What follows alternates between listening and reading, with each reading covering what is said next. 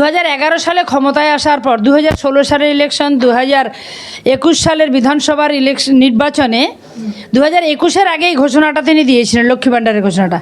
তাহলে আমরা বলবো যে গোয়াতে গিয়ে তিনি যে নির্বাচনী প্রতিশ্রুতি দিলেন, ইস্তাহারে যে কথাটা তিনি বলেছিলেন যে ওখানে ক্ষমতায় আসলে উনি 5,000 টাকা দেবেন, তাহলে আমাদের বাংলার মা বোনেদের কাছে মা বোনেদের তৃণমূলের কাছে কোনো গুরুত্ব নেই। এবার উনার চোখে সর্ষে ফুল ফোটাবে। উনি এবার বুঝে গেছেন, আলবাত তিনি বুঝে গেছেন, নিশ্চিতভাবে বুঝে গেছেন যে উনি আর চতুর্থবারের জন্য মুখ্যমন্ত্রী হতে পারবেন না। মুখ্যমন্ত্রীটাই উনি হতে পারতেন না যদি ওই অধিকারী পরিবার না থাকতেন। কাথির অধিকারী পরিবার, ওই যে দার্জিলিংয়ের ডেলো পাহাড়ে কী হয়েছিল, রোজ ভ্যালির কর্তাকে নিয়ে ওখানে মিটিং করেছিলেন যে প্রধানমন্ত্রী ওনাকে প্রজেক্ট করতে হবে। রাজ্যের মানুষ এবারে সিদ্ধান্ত নিয়েছে ওনার বিদায় আসন্ন, এবারে তৃণমূলের বিসর্জন, মাননীয় মুখ্যমন্ত্রীর বিসর্জন, ওটাই ওনার ভবিতব্য। ভবিষ্যতে হাইকোর্টে আর সুপ্রিম কোর্টে ওটা ওনাকে করতে হবে। নিশ্চয়ই এটা ভোট কেনার একটা অন্যতম রাস্তা। সরাসরি টাকা দিয়ে ভোটারদেরকে প্রভাবিত করে তা ওনার পক্ষে, ওনার দলের পক্ষে এটা ভোট নেওয়া। ডিএ মামলায় সুপ্রিম কোর্টের অর্ডার উনি মানছেন না, সুপ্রিম কোর্টের অর্ডারকে উনি পদদলিত করছেন এবং এর আবারও ডিএ মামলা কোথায় কি করবেন না করবেন তার প্যাচ উনি কষে বাড়াচ্ছেন। আইনজীবীদের সঙ্গে উনি ছলা পরামর্শ করছেন। আর এই ডিএ মামলা নিয়ে কয়েক কোটি টাকা উনি খরচ করেছেন। প্রথমে হাইকোর্ট, তারপর সুপ্রিম কোর্ট হাইকোর্ট, যে কোনো মামলা রাজ্য সরকার যেগুলো পার্টি হচ্ছে না, সে একবার আপনারা জানেন বিশিষ্ট আইনজীবী কপিল সিব্বাল, তার একবার সুপ্রিম কোর্টে ওঠার ফিস কত জানেন? কয়েক কোটি টাকা। এবং তার টিম আছে, সমস্ত মামলাগুলোতে কোটি কোটি টাকা জনগণের, আমাদের টাকা, রাজ্যের প্রায় 11 কোটি মানুষের ট্যাক্সের টাকায় উনি টাকাগুলো নয় করছেন। একদম মানে কি বলবো, মানে এটা চরমতম অন্যায়।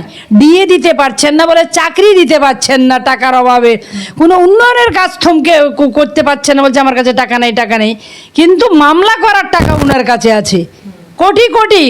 মানে টোটাল মিলিয়ে যদি দেখা যায় এই 14.5 বছরে কয়েকশো কোটি টাকা শুধু উনি মামলার জন্য খরচ করেছেন।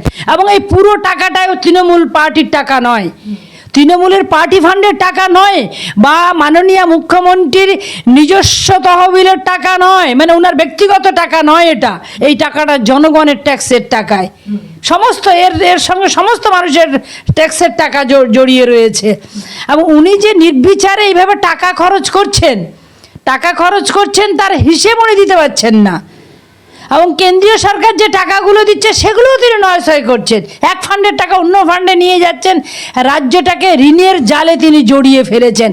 আর এটা কিছু ললিপপ, যেটা বলছি, ললিপপ ধরিয়ে দিয়ে প্রত্যক্ষভাবে তিনি ভোটারদেরকে প্রভাবিত করছেন। এই 500 টাকা লক্ষ্মীর ভাণ্ডার বাড়িয়ে, যদি বাড়াতেই হয় তাহলে 5,000 টাকা বাড়ালেন না কেন? 500 টাকা দিয়ে 1500 টাকা আর 1700 টাকা ST SC মা বোনেরা পাবেন 1700 টাকা। আগে ছিল 1200 টাকা, 500 টাকা দিয়ে হলো 1700 টাকা। আর সাধারণ মা বোনেরা পেতেন আগে 1000 টাকা, 500 টাকা হলে 1500 টাকা। মানে 1500 টাকা 1700 টাকায় কি উনি সংসার চালানো যায়, একটা পরিবার চালানো যায়? অথচ ওই বাড়িতেই, যে বাড়ির মা বোনেদেরকে, বৌদিদেরকে টাকা দেওয়া হচ্ছে লক্ষ্মীর ভাণ্ডারে, ওই বাড়িতেই শিক্ষিত বেকার ছেলে মেয়ে আছে, তাদের কিন্তু চাকরি দেওয়ার নাম নেই। তারা যখন চাকরি দিতে পারছেন না, আরে ভোটের আগে ভোট সরাসরি কিনে নেওয়ার জন্য এটা প্রলোভন দিয়েছেন। এটা 2011 সালে ক্ষমতায় আসার পর 2016 সালের ইলেকশন, 2021 সালের বিধানসভার নির্বাচনে 2021-এর আগেই ঘোষণাটা তিনি দিয়েছিলেন, লক্ষ্মী ভাণ্ডারের ঘোষণাটা। তাহলে আমরা বলবো যে গোয়াতে গিয়ে তিনি যে নির্বাচনী প্রতিশ্রুতি দিলেন, ইস্তাহারে যে কথাটা তিনি বলেছিলেন যে ওখানে ক্ষমতায় আসলে উনি 5,000 টাকা দেবেন, তাহলে আমাদের বাংলার মা বোনেদের কাছে তৃণমূলের কাছে কোনো গুরুত্ব নেই। তার কারণ এখানে হচ্ছে 1000 টাকা দিয়ে কিনতে পারছে, আর ওখানে 5,000 টাকা দিয়ে কিনতে গেছিল। কিন্তু গোয়ার মা বোনেরা তাকে উপযুক্ত জবাব দিয়েছে, মুখে ঝামা ঘষে দিয়েছে, জামানত জব্দ করে দিয়েছে, বলে 5,000 টাকায় মা বোনেদের কেনা যায় না। রীতিমতো একজন মুখ্যমন্ত্রীর কাজ কি? রাজ্যের সার্বিক উন্নয়ন, শিল্পের উন্নয়ন, কৃষির উন্নয়ন, রাস্তাঘাটের উন্নয়ন, সমস্ত কিছুর উন্নয়ন। সার্বিক উন্নয়ন হলে তো সমস্ত মানুষের উন্নয়ন হবে। আলাদা করে মা বোনেদের জন্য যেটা উনি দিচ্ছেন সেটা তো দেওয়ার প্রয়োজন হতো কি? হতো না। 1 নম্বর। 2 নম্বর হচ্ছে যে মা বোনকে উনি 1500 টাকা 1700 টাকায় সরাসরি ভোটে কিনে নিচ্ছেন, তার জন্য তো ফন্দি ফিকিরটা উনি করছেন, তার জন্য তো উনি এই ভেলকিবাজি দেখাচ্ছেন। ভেলকিবাজি মানুষ উনার দেখেছে। 11 সালে উনি বলেছিলেন একবার ক্ষমতায় আনুন, আমি রাজ্যের এত উন্নয়ন করব, এত চাকরি বাকরি দেবো, এত উন্নয়ন করব। এখন তো উন্নয়নের পাঁচালি নিয়ে মাইকে প্রচার করে বেড়াচ্ছেন উন্নয়নের পাঁচালি। আমি বলি ওটা উন্নয়নের পাঁচালি না, ওটা দুর্নীতির পাঁচালি। যত দুর্নীতির করেছে ওটা তার পাঁচালি। যদি সত্যি উন্নয়ন করে থাকেন তাহলে উন্নয়নের পাঁচালি মাইকে বাজিয়ে বেড়াতে হবে কেন? মাইক নিয়ে প্রচার করতে হবে কেন? মানুষ তো দেখেছে, প্রত্যেকটা মানুষের তো অভিজ্ঞতা আছে, তারা দেখেছে কোনো উন্নয়ন উনি করেননি। বরঞ্চ তিনি যেটা করছেন এই ভোটের আগে মানুষকে প্রলোভিত করা, বিশেষত মা বোনেদের। বেকার ছেলেদের উনি 1500 টাকা দেবেন, বেকারশ্রী, বেকার যারা শিক্ষিত বেকার যারা ছেলে মেয়ে, যুবসাথী। এই যে যুবসাথী দিচ্ছে দিনে 50 টাকা, 1500 টাকা মাসে, এটা কি একটা ফাসলামি নাকি? বেকার ছেলে, শিক্ষিত বেকার ছেলে মেয়েদের নিয়ে তঞ্চকতা করছেন উনি। শিক্ষিত বেকার ছেলে মেয়েদের জীবন নিয়ে ছিনিমিনি খেলছেন। আর যে বাড়ির মা বোনেদের উনি হচ্ছেন 1500 টাকায় 1700 টাকায় ভোটে কিনে নিচ্ছেন, তাদের ক্ষেত্রে আমি বলবো ওই বাড়িতেই কিন্তু শিক্ষিত বেকার ছেলে মেয়ে আছে, তাদের চাকরি দিন। কারণ চাকরি দিতে গেলে উনি জানেন যে মিনিমাম তার বেতন দিতে হবে। সে গ্রুপ ডি হোক, গ্রুপ সি হোক, টেট হোক, এসএসসি হোক, মাদ্রাসা সার্ভিস কমিশনার বা এমনি কম্পিটিটিভ যে চাকরিগুলো রয়েছে, কম্পিটিটিভ পরীক্ষা দিয়ে যে চাকরিগুলো পাবে যারা এমপ্লয়ি হবে আর কি, শিক্ষিত বেকার ছেলে মেয়েরা, সেগুলো তো উনি দিতে পারছেন না। নট অনলি শিক্ষিত ছেলে মেয়ে, এমনকি যারা পড়াশুনো জানে না, আমি অশিক্ষিত বলবো না, তারা সব কিছুই জানে কিন্তু পুঁথিগত বিদ্যা নেই, যাদের একটা সুস্থ সবল মাথা আছে, 2টো হাত আছে, সুস্থ সবল 2টো পা আছে, যারা নিজেদের কায়িক শ্রম, শারীরিক পরিশ্রম করে যারা টাকা উপার্জন করবে নিজেদের পরিবার পরিচালনার জন্য, সে কাজটা উনি দিতে পারছেন না। তারা কোথায় চলে যাচ্ছে? মাইগ্রেন্ট লেবার হিসেবে ভিন রাজ্যে চলে যাচ্ছে। ভিন রাজ্য বলতে কোথায় কোথায় যাচ্ছে? গোয়াতে যাচ্ছে, গুজরাটে যাচ্ছে, মধ্যপ্রদেশে যাচ্ছে, মহারাষ্ট্রে যাচ্ছে, আসামে যাচ্ছে, ত্রিপুরারে যাচ্ছে, উড়িষ্যাতে যাচ্ছে। আমি যে রাজ্যগুলোর কথা বললাম সমস্ত রাজ্যে বিজেপি শাসিত রাজ্য। আর উনি কি বলছেন যে রাজ্যটাকে গুজরাট হতে দেব না।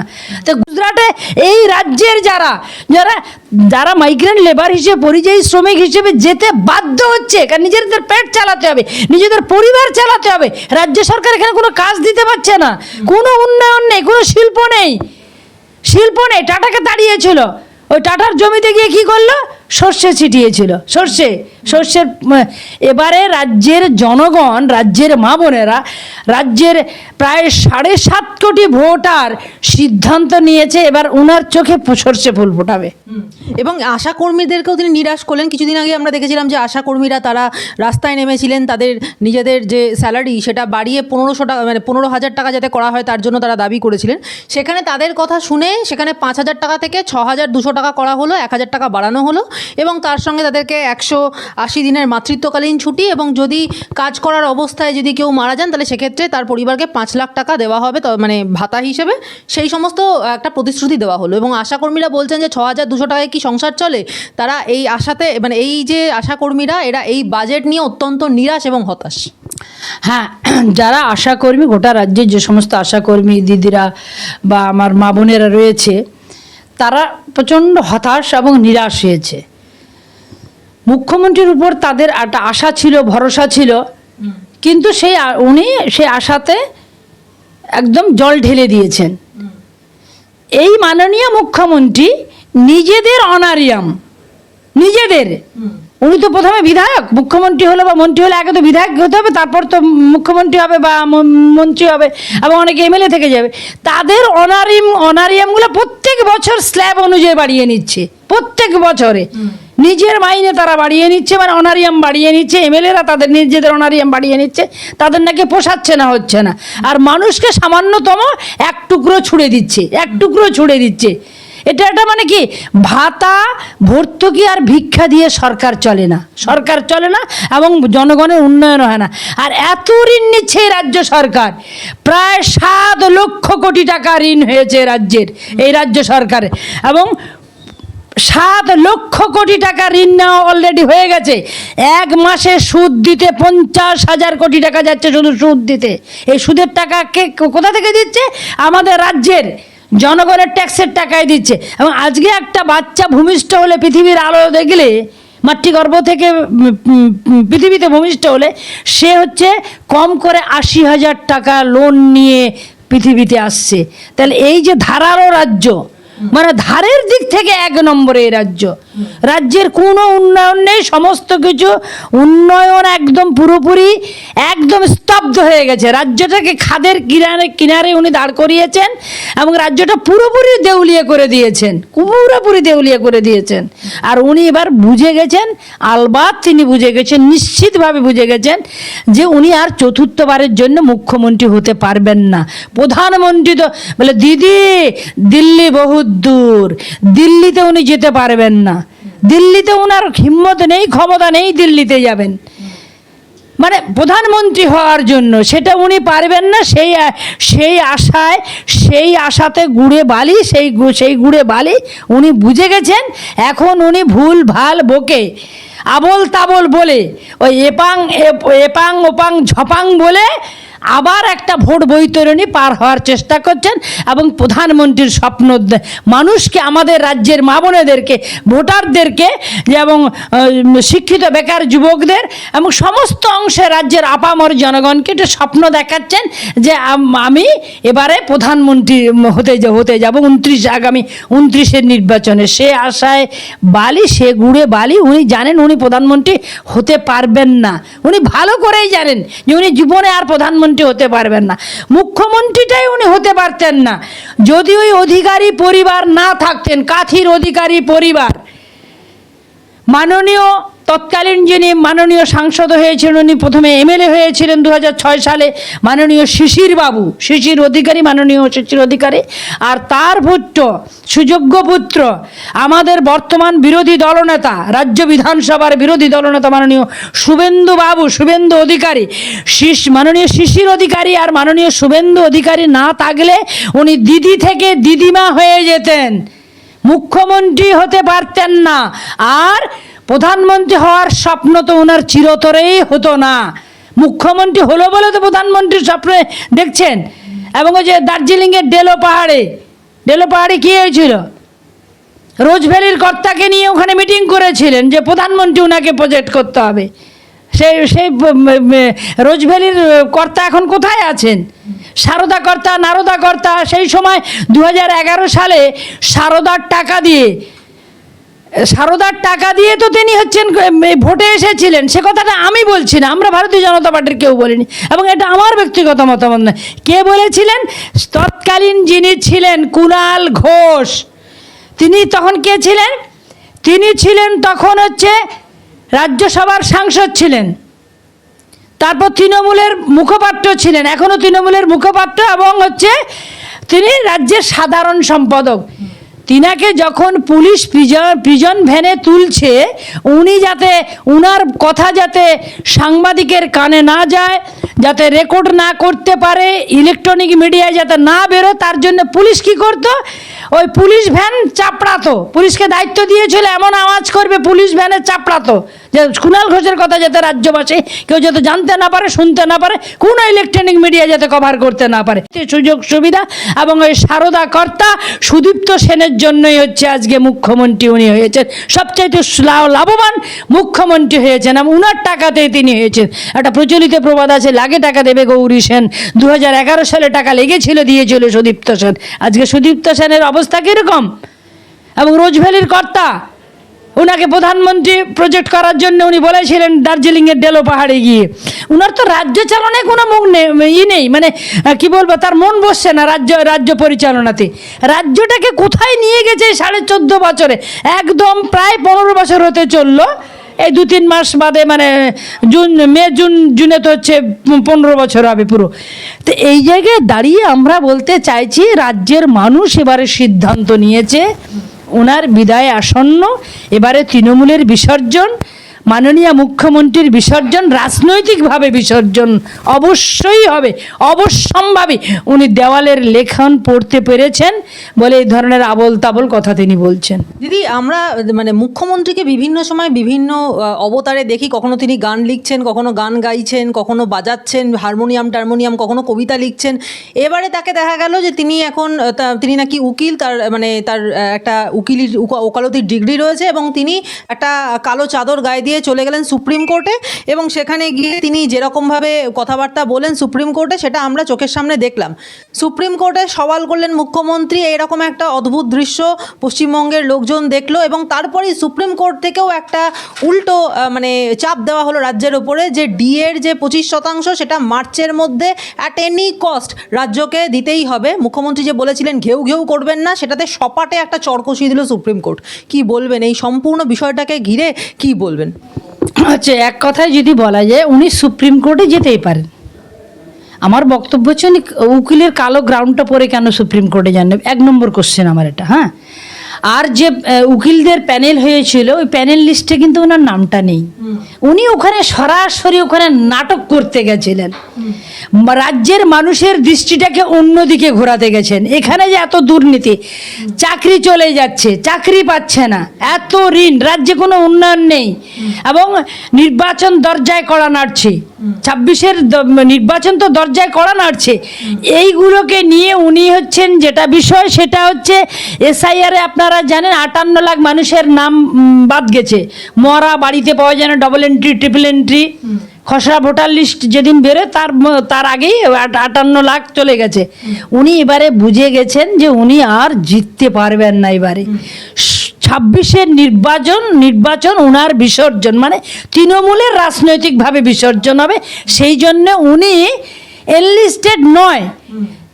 সুপ্রিম কোর্টে কোন উকিল সেদিন সওয়াল করবে, তাদের একটা প্যানেল হয়, লিস্ট হয়, ওই লিস্টে আপনি দেখান আমাকে ওনার নাম আছে, উনি দেখাক, বা ওনার আইনজীবীরা দেখাক যে ওনার নাম আছে। ওনার নাম ছিল না, প্রথম কথা হচ্ছে উনি কালো গ্রাউন্ড পরে কেন গেলেন না? কালো একটা চাদর গলায় জড়িয়ে গেলে ওখানে উকিল হওয়া যায় না, আমার বক্তব্য এটা।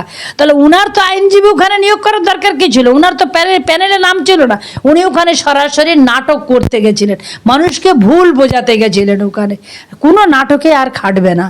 মরণের সময় মকরধ্বজ খেলে রুগীকে বাঁচানো যায় না, কোনো নাটকে আর খাটবে না। আর আমি যেটা বলতে চাইছি, উনি এটাও বুঝে গেছেন, দেওয়ালের লিখন পড়ে গেছে, উনি পড়ে ফেলেছেন যে উনি আর মুখ্যমন্ত্রী হতে পারছেন না 2026-এ। উনি যে উকিলের মানে দাবি করছেন যে সেদিন তিনি, ওনার ল ডিগ্রি আছে না আছে আমি বিতর্কিত বিষয়, সেটা যাব না, ওটাই ওনার ভবিষ্যতে হাইকোর্টে আর সুপ্রিম কোর্টে ওটা ওনাকে করতে হবে। এই রাজ্যের যে সমস্ত মাদ্রাসাগুলো আছে তার জন্য যে পরিমাণ টাকা বরাদ্দ করা হয়েছে, সেই অনুপাতে যেগুলো সাধারণ স্কুল আছে সেখানে সেই টাকা বরাদ্দ করা হয়নি, এবং এই মাদ্রাসা থেকে এখনও পর্যন্ত আজ অবধি কোনো IPS IAS অফিসার বেরিয়েছেন, ডাক্তার ইঞ্জিনিয়ার বেরিয়েছেন, তেমন কোনো নজিরও নেই। শুধু মানে এই সব মাদ্রাসা থেকে যারা বেরোচ্ছে তাদের হাতে অস্ত্র তুলে দেওয়া হচ্ছে, এই ধরনের কথা বলেছেন অগ্নিমিত্রা পল, এবং সেই নিয়ে কিন্তু বিতর্ক সৃষ্টি হয়েছে। ফিরহাদ হাকিম তার কাছে নিঃশর্ত ক্ষমা প্রার্থনা করতে হবে, এমন কথাও বলেছেন। না, অগ্নিমিত্রা দিয়ে আমাদের মাননীয় বিধায়িকা বিধানসভায় দাঁড়িয়ে সেই ওনার কথার ভুল ব্যাখ্যা করা হচ্ছে। আমার যেটা বক্তব্য কথা, একদম পরিষ্কার কথা, সেটা হচ্ছে যে যারা ক্রিমিনাল, সে জাতি ধর্ম বর্ণ নির্বিশেষে ক্রিমিনাল, তার জাতপাত দেখার তো দরকার নেই। ক্রিমিনাল যারা, তারা হচ্ছে ক্রিমিনাল।